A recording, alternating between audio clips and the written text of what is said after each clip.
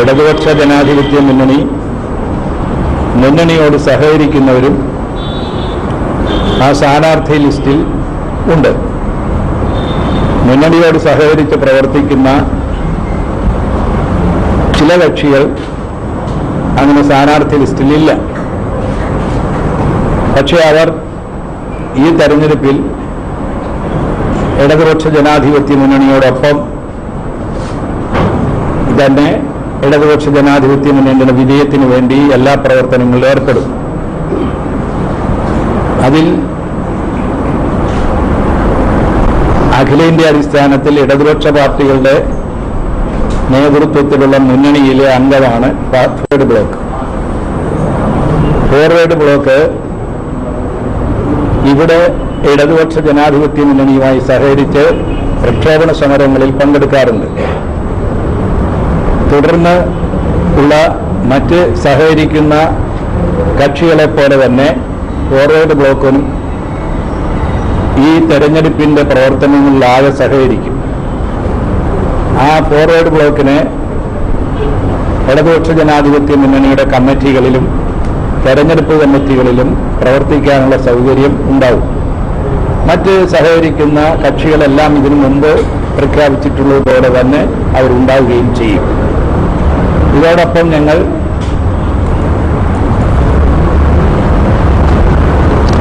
ഈ ഇടതുപക്ഷ ജനാധിപത്യ മുന്നണിയുടെ ഒരു ഗവൺമെന്റ് അധികാരത്തിൽ വന്നാൽ എന്തൊക്കെ കാര്യങ്ങളിൽ ഇടപെടാൻ കഴിയും, ചെയ്യാൻ കഴിയും, എന്തൊക്കെ തെറ്റ് തിരുത്താൻ കഴിയും എന്നുള്ളതിനെക്കുറിച്ച് ചർച്ച ചെയ്തു.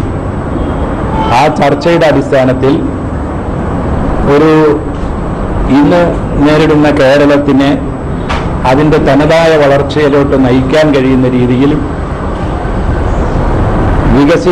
വികസന രംഗത്ത് മുരടിപ്പ് അവസാനിപ്പിച്ചുകൊണ്ട് ജനകീയ പങ്കാളിത്തത്തോടുകൂടി മുന്നേറ്റം സൃഷ്ടിക്കാനും കഴിയണം എന്ന ധാരണയോടുകൂടി ഞങ്ങൾ ദീർഘസമയം ചർച്ച ചെയ്ത് ഒരു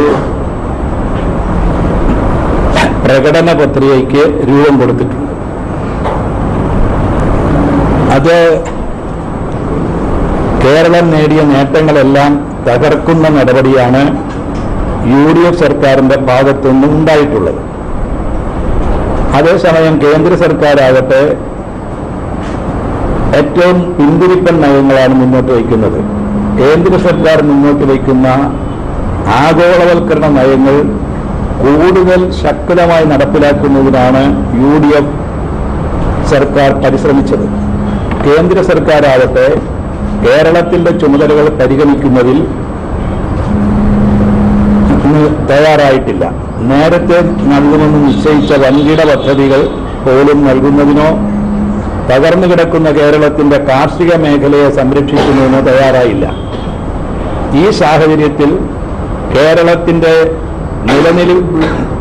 നിലവിലുള്ള നേട്ടങ്ങളെ നിലനിർത്തുകയും കോട്ടങ്ങളെ മറികടക്കുന്നതിനും പുതിയ കാലത്തിന്റെ ആവശ്യങ്ങൾ കണക്കിലെടുത്തും ഒരു വികസന പരിപ്രേക്ഷ്യം ഇടതുപക്ഷ ജനാധിപത്യ മുന്നണി അവതരിപ്പിക്കുകയാണ്. വേണം നമുക്കൊരു പുതുകേരളം, മതനിരപേക്ഷ അഴിമതിരഹിത വികസിത കേരളം.